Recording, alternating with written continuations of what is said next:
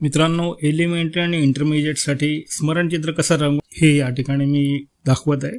इथे मी 7 नंबरचा एक फ्लॅट ब्रश घेतलेला आहे। फ्लॅट ब्रश आणि राऊंड ब्रश हे दोनच मी यूज करणार आहे। या ठिकाणी केक कलर घेतलेले आहेत आणि हे केक कलर वॉटर कलर असतात। तर मित्रांनो, या ठिकाणी मी मागच्या साईडला एक हील करणार आहे। तर चला सुरू करूया व्हिडिओ।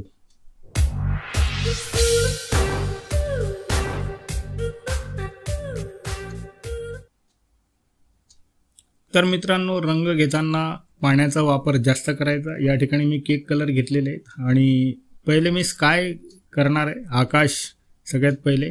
ते इथे पिकॉक ब्ल्यू किंवा आपण कोबाल्ट ब्ल्यू यूज करू शकतो। तर मी या ठिकाणी कोबाल्ट ब्ल्यू यूज करतोय। तर हा यूज करत असताना माझं असं लक्षात आलं की हा पेपर थोडासा चांगला नाही आहे। तरी ठीक आहे, आपण आता जर खराब पेपर आला तर कशा पद्धतीने रंग काम करायचं हे या ठिकाणी आपल्याला बघायला मिळेल। कारण पेपर जर खराब असेल तर तो ब्लॉट होतो, त्या ठिकाणी ते रंग थांबून जातो, तो शोषला जातो आणि त्याच्यामुळे आपलं चित्र खराब होतं। तर या ठिकाणी मी खाली येलो ऑकर कलर या ठिकाणी मी यूज करतोय। तर बॅकग्राऊंडला बघा, मी चित्र काढलेलं आहे। फुटबॉल खेळणारे मुलं या ठिकाणी मी काढलेले आहेत आणि हे काढत असताना एक गोष्ट लक्षात आली माझ्या की हा पेपर खराब आहे आणि पेपर जर खराब असेल तर आपल्याला खूप स्पीडली काम करावं लागेल। कारण की आपण जर तिथे वाया घातला तर तो ब्लॉट होतात, ते कलर त्या ठिकाणी थांबून जातात। तुमच्या लक्षात येत असेल की बघा या ठिकाणी कसे कलर थांबून जात आहेत। तर आपलं रंगकाम या ठिकाणी चांगलं होत नाही। तर त्यासाठी आपल्याला जितकं फास्ट करता येईल तितकं आपल्याला फास्ट करावं लागेल, स्पीडली काम करावं लागेल। तर या ठिकाणी मी बॅकग्राऊंड सगळ्यात पहिले करून घेतोय। बॅकग्राऊंड करत असताना एक गोष्ट लक्षात आली असेल की मी फिगरला सोडलेलं नाही आहे। फिगर बिलकुल जसेच्या तसे ठेवले, त्याच्यावरनं रंग गेले तरी हरकत नाही। कारण या ठिकाणी मी जलरंग वापरतोय, पाण्याचे रंग वापरतोय। तर मित्रांनो, या ठिकाणी मी स्किन कलर करतोय। तुम्हाला पहिले सांगितलं की जो पेपर आहे तो थोडा खराब आहे। हा नवनीतचा पेपर मी या ठिकाणी यूज करतोय। तर पेपर खराब असल्यामुळे थोडेसे रंग आपल्याला ब्लॉट होताना दिसतील, म्हणजे ते त्या ठिकाणी शोषला जातो रंग, पेपर शोषून घेतो रंगाला। त्याच्यामुळे आपल्याला थोडंसं सांभाळून काम करावं लागेल। तर मित्रांनो, सगळ्यात पहिले मी स्किन टोन करून घेतोय। जितक्या फिगर्स आहेत या ठिकाणी मी जवळपास 6 फिगर काढलेले आहेत, 6 मुलं काढलेले आहेत जे फुटबॉल खेळत आहे। स्मरणचित्र करताना, मेमरी ड्रॉइंग करताना एक गोष्ट लक्षात ठेवायची आहे की त्याच्यामध्ये आपल्याला ॲक्शन्स दिसल्या पाहिजे, त्यांच्या हालचाली दिसल्या पाहिजे। हालचाली जर नसतील तर आपल्याला मार्क्स मिळणार नाहीत किंवा आपल्याला ग्रेड चांगली मिळणार नाही। या गोष्टीकडे लक्ष द्यायचं आहे। तर तुम्हाला जर काही स्केचेस करून दाखवायचे असतील किंवा पाहिजे असतील तर नक्की तुम्ही मला कमेंट्स करा की सर आम्हाला मेमरी ड्रॉइंगसाठी ह्युमन फिगर, मानवाकृती जी आहे त्या करून दाखवा वगैरे। अशी तुम्ही जर कमेंट्स केली तर मी नक्की करून दाखवेल। मित्रांनो, यावेळेला परत काही माझे पर्सनल प्रॉब्लेम असल्यामुळे मी मध्ये एक 8-10 दिवस व्हिडिओ टाकू शकलो नाही। तर यानंतर व्हिडिओ टाकण्याचा मी नक्कीच प्रयत्न करेल। तर मित्रांनो, या ठिकाणी मी फिगर जे आहेत त्यांच्या सगळा स्किन टोन, म्हणजे आपल्या चामड्याचा रंग किंवा कातडीचा रंग जो आहे तो इथे दिलेला आहे। आता मी सगळ्यात पहिले पॅन्ट रंगवून घेतोय। तर 2 टीम मी या ठिकाणी दाखवणार आहे। 3 जे मुलं आहेत त्यांना एक वेगळ्या रंगाचा ड्रेस असेल आणि 3 मुलांना वेगळ्या रंगाचा असेल। तर या ठिकाणी मी काही जी मुलं आता रंगवतोय, फुटबॉल खेळणारे जी मुलं आहेत यांना रंगवत असताना या ठिकाणी मी थोडासा घट्ट कलर वापरतोय आणि त्याचा पाण्याचा उपयोग करून त्याचे शेड लाईट या ठिकाणी दाखवण्याचा प्रयत्न करतोय। तर मित्रांनो, पेपर थोडा खराब असल्यामुळे इथे थोडंसं क्वालिटी थोडी खराब होण्याची शक्यता जास्त आहे। पण तुम्हाला प्रोसेस समजली पाहिजे म्हणून मी हा व्हिडिओ इथे कंप्लीट करणार आहे आणि तुम्ही पूर्ण बघा व्हिडिओ कसा मी रंगवतो आहे, हे चित्र कसं रंगवतो आहे हे तुमच्या लक्षात येईल। तर मित्रांनो, या ठिकाणी मी ब्ल्यू कलरची पॅन्ट, डार्क ब्ल्यू म्हणजे जीन्सची पॅन्ट घातलेली आहे असं आपण गृहीत धरू। आणि हे जे ब्ल्यू कलर घेतलेला आहे मी, हा जो ब्ल्यू कलर आहे हा डार्क, त्याच्यातला डार्क जो ब्ल्यू आहे, डार्क निळा रंग, त्याला आपण खूप डार्क कलर या ठिकाणी घेतलेला आहे। तर हा रंग यूज करताना पर्शियन ब्ल्यू आपण हा कलर या ठिकाणी घेतोय। तर पर्शियन ब्ल्यू जो कलर आहे तो अतिशय डार्क असतो, तर या ठिकाणी मी केकचे कलर वापरतोय। परत एकदा लक्षात घ्या, ह्या पेपरवर जो पेपर मी घेतलाय त्या ठिकाणी आपल्याला पोस्टर कलर चांगल्या पद्धतीने करता येतात असं माझ्या लक्षात आलेलं आहे। आपण वॉटर कलर करत असताना पाण्याचं प्रमाण जास्त वापरावं लागत असल्यामुळे तो पेपर जो आहे तो रंग शोषून घेतो, ब्लॉट होतो, त्याच्यामुळे तो सरकत नाही किंवा त्याचे फ्लो येत नाहीत। तर या गोष्टी आपल्याला इथे लक्षात घ्यायच्या। सपोज जर तुमच्या पेपरमध्ये एक्झाममध्ये जर अशा पद्धतीचा पेपर आला तर आपण काय करू शकतो, तर या ठिकाणी आपल्याला हे बघायला मिळेल। तर या ठिकाणी मी डार्क कलर वापरून मग पाण्याचा वापर करून थोडे लाईट कलर करतोय, त्याच्यामध्ये व्हाईट मिक्स करत नाही आहे। या गोष्टी आपण आवर्जून लक्षात ठेवायला पाहिजे। तर मित्रांनो, एलिमेंटरी इंटरमिजिएटसाठी आपल्याला जर ए ग्रेड मिळवायची असेल तर त्याच्यासाठी आपण काय करू शकतो, कोणते टेक्निक कोणते टॅक्टिक्स वापरू शकतो हे मी पुढच्या व्हिडिओमध्ये तुम्हाला दाखवणार आहे की कोणत्या पद्धती आपण यूज केल्या, काय काय यूज केलं तर आपल्याला ए ग्रेड मिळू शकतो।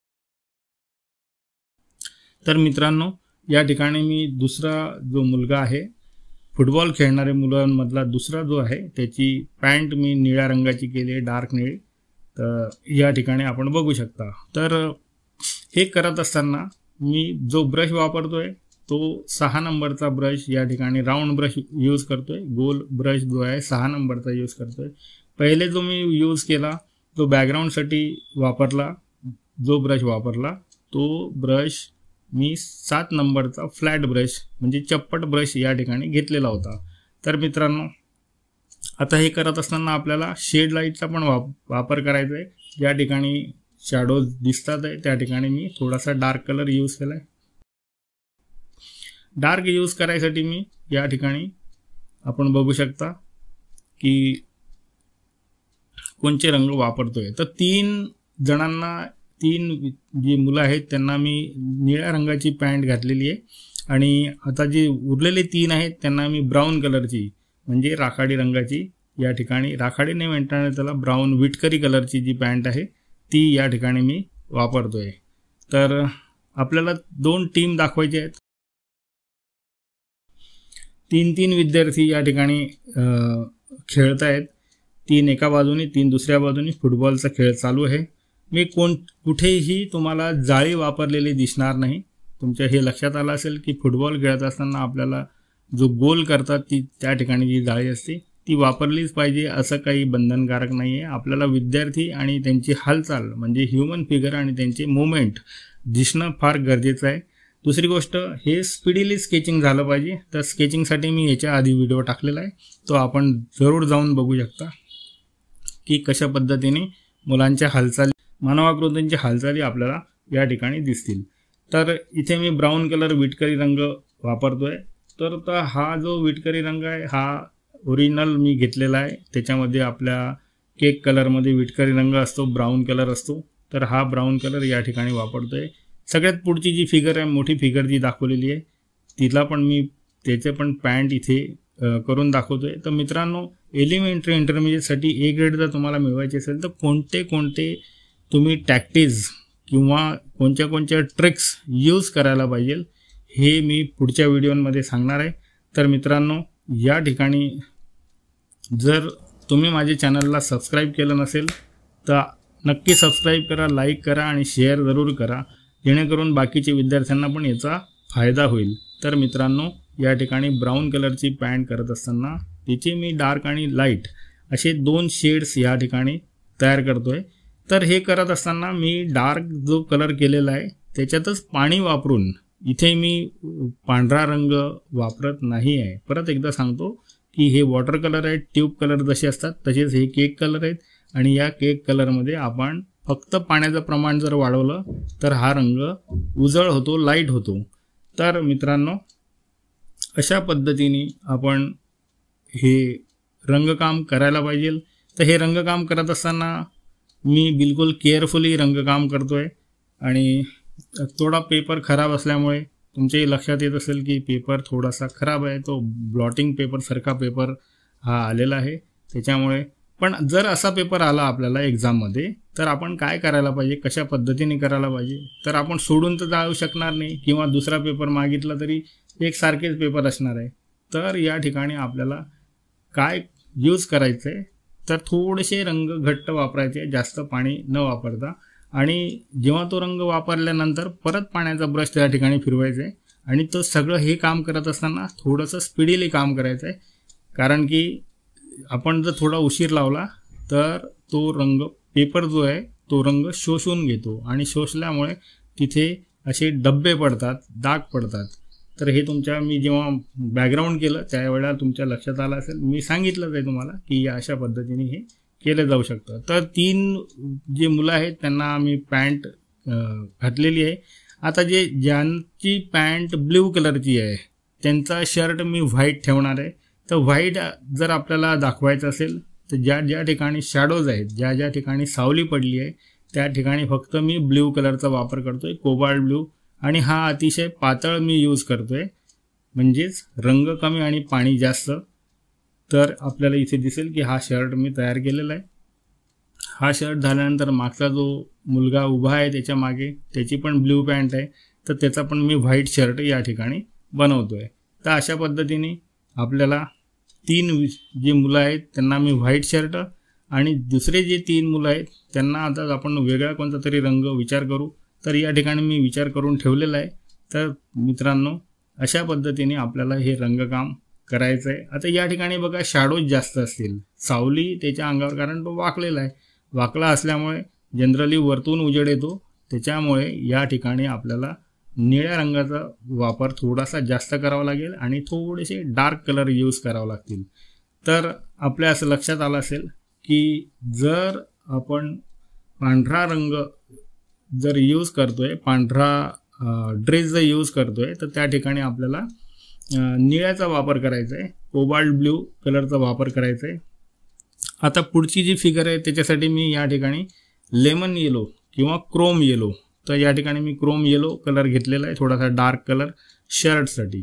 तर हे बघा, शर्ट जो काढतोय तो या ठिकाणी आपल्याला लक्षात येईल की कशा पद्धतीने हा शर्ट मी केलेला आहे. आता मागे जो आहे मुलगा उभा आहे, तर जास्त मागे जर असतील तर त्यांचा कलर एवढा डार्क दिसणार नाही, तो थोडासा पातळ करावा लागेल, कारण की लांब असलेल्या वस्तूंचे रंग आपल्याला फिक्कट दिसतात. ही गोष्ट पण आपल्याला आवर्जून लक्षात ठेवायची आहे. जर फिक्कट दिसतात तर काय करायचं, त्याच रंगामध्ये मी थोडंसं पाण्याचं प्रमाण जास्त वापरलेलं आहे. तर मागचा जो विद्यार्थी उजव्या बाजूचा किंवा तो मुलगा आहे त्याला मी एकदम फिक्कट पिवळ्या रंगाने केलेलं आहे. आता केस करत असताना बरेच विद्यार्थी काळा रंग वापरतात, तर काळा रंग वापरण्याची काहीच गरज नाही. या ठिकाणी आपल्याकडे ब्राऊन कलर आहे आणि ब्ल्यू कलर आहे, रेड कलर आहे, ग्रीन कलर आहे. तर हे 3-4 रंग जर आपण याच्यातले कोणतेही 3 रंग मिक्स केले, एकत्र केले, तर आपल्याला काळी छटा आपल्याला मिळते. दुसरी गोष्ट, या ठिकाणी मी ब्ल्यूइश केस केलेले आहेत, म्हणजे याचं प्रमाण मी जास्त ठेवलेलं आहे ब्ल्यूचं. या ठिकाणी आता ब्राऊन कलरचं जास्त प्रमाण ठेवलेलं आहे. तर प्रत्येकाचे रंग जे आहेत हे वेगवेगळे आपल्याला दिसतील, वेगवेगळे केसांच्या छटा दिसतील. आपल्याला जरी वाटत असलं की हे काळे आहेत तर काळा रंग बिलकुल वापरायचा नाही आहे. आणि सगळं चित्र झाल्यानंतर आपल्याला काय करायचं आहे ते महत्त्वाचं आहे. ते शेवटी तुम्हाला दिसेल की आपण काय केलं, म्हणजे आपलं चित्र उठून दिसेल. तर मित्रांनो, फुटबॉल खेळत असताना या ठिकाणी परत मी सांगतोय की ॲक्शन दिसल्या पाहिजे, त्यांची हालचाली दिसल्या पाहिजे. तर मित्रांनो, हा जो समोरचा जो आहे, या मुलगा जो आहे जो वाकलेला आहे त्याचे मी हेअरस्टाईल करतोय, केस करतोय. तर ही केस करत असताना या ठिकाणी मी ब्ल्यूचा वापर जास्त करतोय. तर अशा पद्धतीने वरती त्यांची लाईट असेल, खाली थोडे डार्क केस असतील. तर आता या ठिकाणी फक्त मी पाण्याचा वापर करेल आणि थोडासा मी ग्रीन कलर पण याच्यामध्ये यूज केलेला आहे. तर बघा मित्रांनो, रंग आपण वेगवेगळे करू शकतो, असं काही नाही की आपल्याला काळाच रंग वापरला गेला पाहिजे, असं काही बंधन नाही आहे. आणि शक्यतोवर काळा रंग वापरू पण नाही, मी हे सांगेल तुम्हाला. जर आपण ब्ल्यू ब्राऊन किंवा ग्रीन ब्राऊन रेड असे जर मिक्स केले रंग तर आपल्याला काळी छटा मिळते आणि असेच रंग आपण वापरले पाहिजे. तर केसांची बघा, जो मागे उभा असलेला त्याचे केस मी थोडेसे हलके लाईट केलेले ब्राऊन कलरचे. आता या ठिकाणी शूज करत असताना फार सोप्या पद्धतीने तोच रंग मी या ठिकाणी वापरतोय. जो आपण डार्क केसांसाठी वापरलेला आहे। तर अशा पद्धतीने आपण हे बूट, त्यांचे जे शूज आहेत हे काढतोय। तर मित्रांनो, जे 2 टीम मी इथे दाखवले आहे त्याच्यातल्या एका टीमचे मी ऑरेंज कलरची, रेडिश ऑरेंज कलरची बूट घेणार आहे आणि दुसरे जे विद्यार्थी आहेत, दुसरे जे मुलं आहेत त्यांचं ब्लॅक कलरची। तर इथे थोडंसं लक्ष द्यायचं आहे की जर आपण निळ्या पॅन्टवाले जे मुलं आहेत त्यांचं आपण डार्क ऑरेंज कलरचा बूट घेतलेले आहेत, शूज घेतलेले आहेत आणि ब्राऊन कलरची ज्यांची पॅन्ट आहे त्यांचे आपण ब्लॅक कलरचे शूज घेतलेले आहेत। तर आपल्याला इथे टीम पण लक्षात येईल आणि रंगसंगती थोडीशी आपल्याला या ठिकाणी रंगवत असताना लक्षात घ्यायचं आहे की मी 3 ब्राऊन वेगवेगळ्या ठिकाणी घेतले आहेत, तसेच 3 ब्ल्यू कलरचे पॅन्टवाले वेगवेगळ्या ठिकाणी घेतले, म्हणजे आपल्याला कलर बॅलन्स पण या ठिकाणी आपल्याला समजायला पाहिजे, आपण कलर बॅलन्सकडे पण लक्ष दिलं गेलं पाहिजे।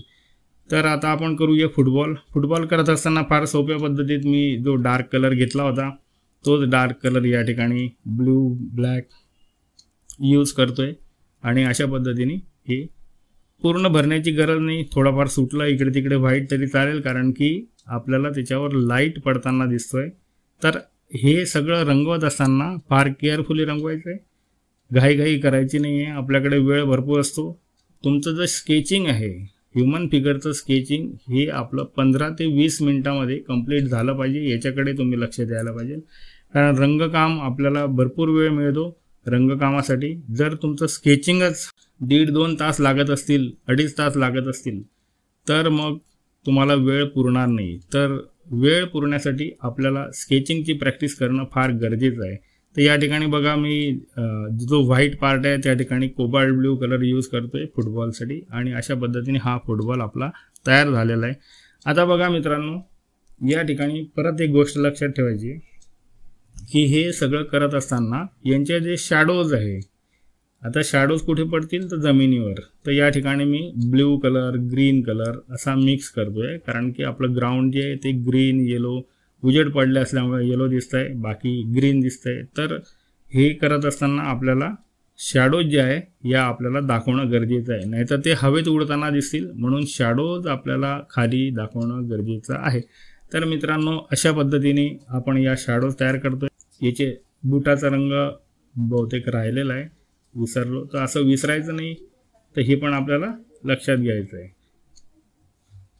तर या शॅडोज मी दाखवलेले आहे। आता मागे हिल जे डोंगर आहे तो पण आपल्याला दाखवायचा आहे। डोंगर कशा पद्धतीने आपण दाखवणार आहोत ते आपण बघू, आणि सगळं झाल्यानंतर आपल्याला काय करायचं आहे ते पण खूप महत्त्वाचं आहे, कारण की त्याच्यावरच आपला सगळा भार या ठिकाणी आपल्याला दिसेल। आता या ठिकाणी मी एक पेन घेतलेला आहे, तुम्ही कोणताही जेल पेन घेऊ शकता किंवा स्केच पेन घेऊ शकता। याने आपल्याला पूर्ण ज्या फिगर्स आहेत त्याला आउटलाईन करायची आहे। तर ही आउटलाईन करत असताना थोडंसं केअरफुली आउटलाईन करा, त्याच्यामुळे आपला चित्र उठून दिसेल। माझ्याकडे आता स्केच पेन नसल्यामुळे मी साध्या पेननी, जो ब्लॅक पेन आहे त्यानेच मी आपल्याला आउटलाईन करून दाखवतो। आउटलाईन करणं गरजेचं आहे, जर तुम्ही आउटलाईन नाही केली तर तुमचे चित्र उठून दिसणार नाही, तुम्हाला त्याचे मार्क्स मिळणार नाहीत, तर पर्सेंटाइल मिळणार नाहीत। तर प्रत्येक भागाची आपण आउटलाईन करतोय, बूट आहे, त्याचे हात आहे, पाय आहे, डोळे आहे, नाक आहे, तर हे ब्रशनी करण्याची गरज पडणार नाही, नाक डोळे। त्याच्यासाठी आपण पेन जर वापरला तर याने आपल्याला सोपं होऊन जाईल आणि अशी पूर्ण स्केचिंग आपण या ठिकाणी करून घेतोय। हे स्केचिंग झाल्यानंतर मी मागचं हिल आणि काही झाडं त्या ठिकाणी दाखवणार आहे। तर हे झाडं आणि हे हिल म्हणजे डोंगर हा कशा पद्धतीचा असेल हे आपण आता बघू। तर मित्रांनो, इथे स्केचिंग कंप्लीट झालेलं आहे। कोणचा भाग सुटला असेल तर मला नक्की कमेंट्स करून सांगू शकता की या ठिकाणचा तुमचं स्केच करायचं राहिलेलं आहे। तर मित्रांनो, आता आपण बघूया पुढचा जो भाग आहे तो। या ठिकाणी मी हिल रंगवतोय। हिल रंगवत असताना मी लेमन येलो आणि ग्रीन हा कलर मिक्स केलेला आहे। तर अशा पद्धतीने आपल्याला हे डोंगर या ठिकाणी तयार झालेले आहे। त्याच्या पलीकडे मी थोडेसे काही झाडं दाखवलेले 2-3, म्हणजे हे विद्यार्थी जे आहेत किंवा हे मुलं जे आहेत हे ग्राउंडमध्ये खेळत आहेत, मोकळ्या पटांगणामध्ये खेळत आहेत, हे आपल्याला लक्षात येईल। तर मित्रांनो, हा व्हिडिओ कसा वाटला हे नक्की कमेंट्समध्ये मला तुम्ही सांगू शकता। आणि जर तुम्ही माझ्या चॅनलला लाईक, शेअर आणि सबस्क्राईब केलं नसेल तर नक्की करा। आणि पुढचे व्हिडिओ कोणता पाहिजे ते आपण कमेंट्समध्ये जरूर सांगा। तर मित्रांनो, अशा पद्धतीने इथे मी काही ग्रास काढून दाखवतोय। तर भेटूया पुढच्या व्हिडिओला। Thank you very much.